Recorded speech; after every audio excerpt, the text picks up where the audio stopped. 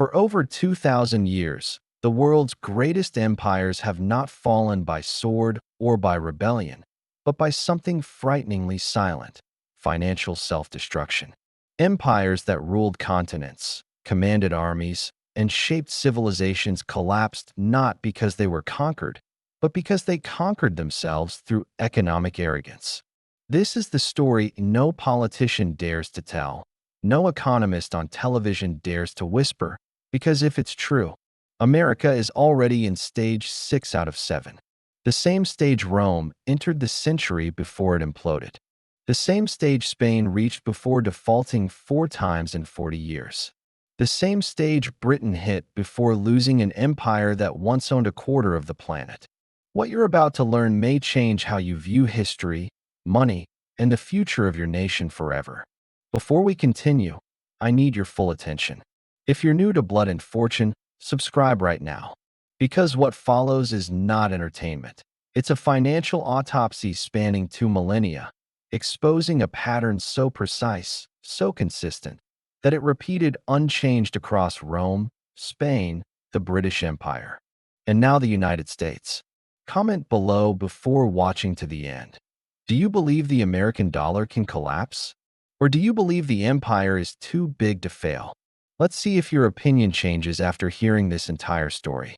The pattern begins with Stage 1, dominance. Rome ruled the known world. Its currencies trusted, its economy unmatched. Spain discovered the richest silver mines in human history across Bolivia and Mexico, becoming so wealthy they said, "The sun never sets on our fortune." Britain industrialized faster than any nation before it, powered by coal, steel, and empire. The United States emerged after 1945 as the only nation untouched by war on home soil, holding 2/3 of the world's gold, 50% of global manufacturing, and by 1944 the dollar became the official world reserve currency, replacing the British pound. In each case, the world depended on them, counted on their currency, sought their economic leadership. Every empire believed dominance was permanent. Every empire was wrong. Stage 2, overextension. Power intoxicates. The Roman legions expanded across Europe, Africa, the Middle East, too fast.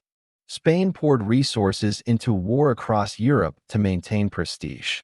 Britain occupied India, Australia, Canada, and vast African territories, stretching its military and administration beyond capability.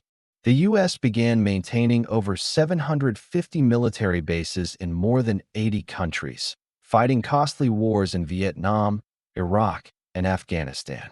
From Roman legionnaires to American B-52 bombers, superpowers have always fought the belief: if we don't project power, we lose it. Yet every time they projected too far, it hastened their fall. Stage 3, deficit spending. Expansion costs money. Rome began increasing taxes and debt after territorial growth no longer funded itself. Spain, despite controlling the world's silver, spent more on wars than silver could supply, triggering Europe's first major inflation spikes. Britain took massive loans to fight World War I, then World War II, draining its treasury entirely. The United States embarked on war spending, infrastructure, social programs, with U.S. national debt rising from $285 billion in 1960 to over $33 trillion by 2024. Deficits became routine. Borrowing replaced revenue. Economic strength became economic dependence on future taxpayers and printed money. And then, Stage 4, currency debasement. The most dangerous stage. Rome reduced the silver content of its denarius from 100% silver to 50%, then 25%, then 5%. Spain flooded Europe with silver, creating an oversupply, making it worth less than copper in some regions. Britain, under financial destruction after World War II, devalued the pound, and in 1944 at Bretton Woods, the world officially replaced it with the US dollar.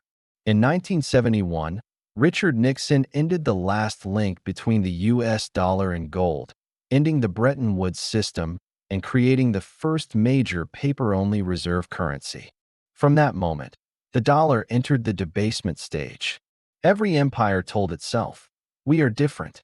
Our currency won't fail. We are too strong." Rome said the denarius would never be questioned.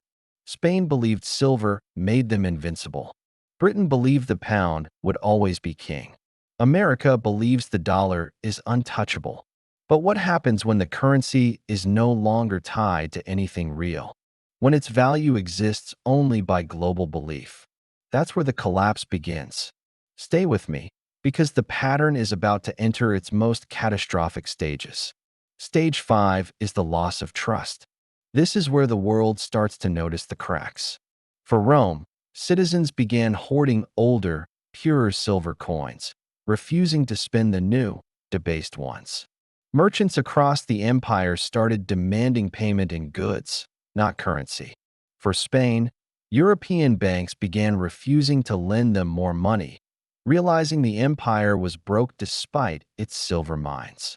For Britain, the 1956 Suez Crisis exposed its weakness. When the U.S. threatened to crash the pound sterling by selling its reserves, Britain was forced to withdraw its troops, signaling to the world that America, not Britain, was the new global power. For the United States, this stage is happening right now. Nations are quietly diversifying away from the dollar. China and Russia are trading oil in their own currencies. Central banks around the world are buying gold at the fastest rate in decades. They're not making loud announcements. They're acting. This is the silent retreat from the dollar. The world is building a financial system that doesn't rely on America. This isn't a headline on the nightly news, but it's a tremor that signals an earthquake is coming. The belief in the dollar's eternal dominance is being tested, and for the first time in 80 years, it's showing signs of failure. This leads us to stage 6, the Great Unraveling. Historically, this is the point of no return. It's a vicious cycle of high inflation, social unrest, and political division. In Rome, the debased currency led to hyperinflation. Prices skyrocketed. The gap between the ultra-rich elites in the city and the struggling poor in the countryside became a chasm. This inequality fueled civil wars, political assassinations, and a breakdown of social order. People lost faith not just in their money, but in the idea of Rome itself. In pre-revolutionary France, another empire on the brink, the government was bankrupt from wars and royal excess. They printed money, the assignat, which quickly became worthless. Bread riots erupted in the streets of Paris. The people were hungry, angry, and felt betrayed by a system that only served the rich. We all know what happened next. Look at America today. We see bitter political polarization, unlike anything in living memory. We see a widening wealth gap, where a few have unimaginable fortunes while millions struggle with the cost of living. We see a loss of faith in institutions, from the government to the media. These are not just political problems, they are classic symptoms of late-stage empire. When people feel the system is rigged and their future is being stolen, society begins to fray at the seams. This is the Great Unraveling. It's the final stage before the system resets itself, often violently. And that brings us to the final, terrifying stage. Stage 7, the collapse and the new order. For Rome, this meant the fall of the Western Roman Empire. Barbarian invasions weren't the cause, they were the consequence. The empire was already hollowed out from within, rotted by economic decay. For Britain, it was the end of its global empire. One by one, its colonies declared independence. The empire on which the sun never set was plunged into twilight, its global influence replaced by America. For the United States, the collapse of the dollar as the world's reserve currency wouldn't mean the end of the country, but it would mean the end of the American empire as we know it. It would trigger a global economic reset. The transition would be chaotic. Your savings, your retirement, your investments, all denominated in dollars, would face a crisis of value. The nation's ability to fund its military, its social programs, its debt, would evaporate overnight. A new power, or a new group of powers, would rise to define the next global order. This isn't a prediction of a specific date. It's an observation of a historical pattern, a cycle that has repeated for 2,000 years. Dominance, overextension, deficit spending, currency debasement, loss of trust, social unraveling, and finally, collapse. The United States has followed the first 5 stages perfectly. It is now deep into the 6th. So, let's go back to the question I asked at the beginning. Has your opinion changed? Do you still believe the empire is too big to fail? Or do you see the writing on the wall, written in the ink of history? This isn't about fear. It's about awareness. Understanding this pattern is the first step to preparing for what might come next. The world is changing, and the empires of today can become the history lessons of tomorrow. When a country starts devaluing its currency, inflation is a guaranteed outcome. This is stage 5 in the life cycle of an empire's currency. Look at ancient Rome. By the 3rd century AD, they were experiencing hyperinflation. Roman soldiers, the backbone of the empire, started refusing to be paid in denarius coins. It was worthless. They demanded payment in gold, land, or even food. Anything tangible was better than the state's money. Fast forward to Spain in the 1500s. Their empire was fueled by silver from the New World, but this massive influx of currency led to what historians call the price revolution. From 1500 to 1650, rampant inflation wrecked Spain's domestic economy. All that silver poured in, but the wealth poured right back out. Why? Spanish manufacturers couldn't compete with cheaper imported goods.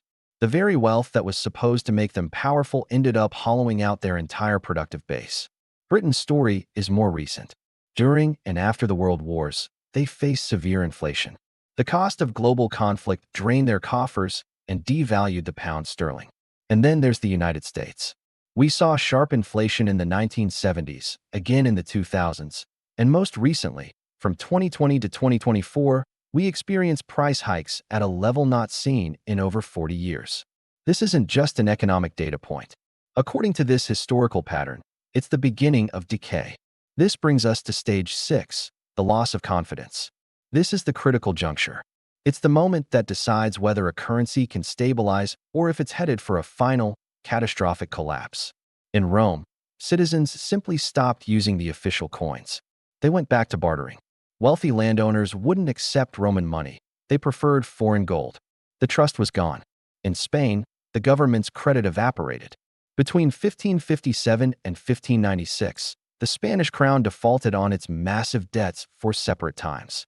Imagine a global superpower just telling its lenders, "Sorry, we can't pay you." That's what happened. Confidence in their financial system was shattered. For Great Britain, the moment of truth came after World War II. They were forced to accept a harsh reality. The pound was no longer the world's reserve currency. At the Bretton Woods Conference in 1944, it was the United States that dictated the new global monetary order. Why? Because Britain had bankrupted itself fighting Germany. The currency that had once dominated the world economy became a shadow of its former self, a relic of a bygone era. And this forces us to confront a terrifying question today. Is global confidence in the US dollar beginning to erode? Let's look at the facts. The percentage of global currency reserves held in US dollars has been steadily declining. It dropped from 73% in 2001 to just 58% in 2024. That's a significant shift. Major global players like China, Russia, and even allies like France are actively exploring ways to conduct trade using other currencies, bypassing the dollar entirely. At the same time, central banks around the world are buying gold at record-breaking rates. This isn't a coincidence. They are quietly, but deliberately, diversifying their assets. They are preparing for a world where the US dollar is no longer the undisputed king. This is the brutal reality of stage 6. When confidence in a currency begins to waver, the collapse can happen terrifyingly fast. It's not a slow, gentle decline. History shows it's a rapid unraveling. It almost always happens within a single generation, and often, it takes less than a decade. Let's trace the timelines. For Rome, the serious debasement of their currency began in the 200s AD. By the 400s, the Western Roman Empire had fallen. For Spain, The price revolution and inflation started around 1500. By the mid-1600s, their empire was crumbling. For Britain, the pound's weakness became undeniable in 1944. By 1971, when the US ended the gold standard, the pound's global relevance was gone. The United States ended the dollar's direct convertibility to gold in 1971. That was the moment the nature of our money fundamentally changed. The clock has been ticking ever since. And if you look at these historical averages, we are getting dangerously close to that final window of time. Every empire in history believed it was the exception. They all thought their military strength, their advanced technology, their political influence, and their sophisticated economies made them immune to collapse. But what they failed to understand is that physical strength means absolutely nothing if your financial foundations are made of paper. If the world stops trusting your currency, your empire can end without a single battle being fought. Wars didn't end the Roman Empire, inflation did. Military might didn't save Spain, its mountain of debt killed it. The legendary Royal Navy couldn't prevent the British Empire from losing its dominance, bankruptcy did. And today, all the fighter jets, aircraft carriers, and all the incredible innovation coming out of Silicon Valley won't be enough to save the US economy if the world stops believing in the dollar. So, where does the United States stand right now in this 7-stage cycle? Let's recap. Stage 1. Dominance. Check. The US dollar became the world's reserve currency. Stage 2. Overextension. Check. Decades of global military and political commitments. Stage 3. Deficit spending. A resounding check. We've been running massive deficits for years. Stage 4. Currency debasement. Check. The creation of trillions of dollars has eroded its value. Stage 5. Inflation. Check. We've all felt that in our daily lives recently. That means we are now entering Stage 6, the loss of confidence. Stage 7 is collapse. We're not there yet, but history is screaming a warning at us. It's suggesting that the final stage could be much closer than any of us are comfortable with. The signs are there for anyone willing to look. The question is, will we pay attention before it's too late? So, we've journeyed through 6 stages of the empire cycle, from the initial rise to the final, frantic printing of money. We've seen how empires are born, how they flourish, and how the very seeds of their greatness often contain the blueprint for their downfall. Now, we arrive at the question that hangs over our entire series, the question that looms over our present moment. What happens next? What does Stage 7, collapse, actually look like? When you hear the word collapse, your mind probably jumps to dramatic images. You might picture barbarian hordes storming the gates, cities burning to the ground, or epic battles that decide the fate of nations. But history teaches us something different, something far more unsettling. The final collapse isn't always a loud, violent explosion. It's not fire. It's not invasion. It's not necessarily war. More often, collapse is a quiet, slow-motion implosion that only becomes obvious when it's far too late. It's the silent erosion of trust, the gradual decay of institutions, the slow unwinding of a system that everyone once believed was permanent. Think about it. Rome didn't wake up one day to a headline that said, "Empire has fallen." For the average Roman citizen, life went on, day after day, until one day the money just stopped circulating. The complex trade networks that sustained the empire simply dissolved. The aqueducts ran dry not because of a single catastrophic event, but because the system to maintain them had crumbled from within. Let's look at Spain in the 17th century. They were the dominant global power, fueled by a seemingly infinite river of silver and gold from the New World. They didn't realize they were effectively broke until their treasure ships started coming home empty. The wealth they thought was eternal was just a temporary illusion, masking deep structural problems back home. The collapse of their power wasn't a single battle. It was a slow, agonizing realization that the foundation of their prosperity was gone. Or consider Great Britain, the empire on which the sun never set. They ruled the waves, they pioneered the Industrial Revolution, and the pound sterling was the undisputed global reserve currency. They didn't expect to lose their empire status. And then came 1944. At the Bretton Woods Conference, a new global power, the United States, effectively dictated the new financial rules of the world, sidelining the pound in favor of the dollar. The transition was orderly, almost bureaucratic, but it marked the definitive end of Britain's financial supremacy. Collapse often arrives quietly. It creeps in through the cracks in the financial system. It whispers in the halls of power. It builds silently, year after year, until one day, the world simply stops using your currency. That's the tipping point. Money is the blood of an empire.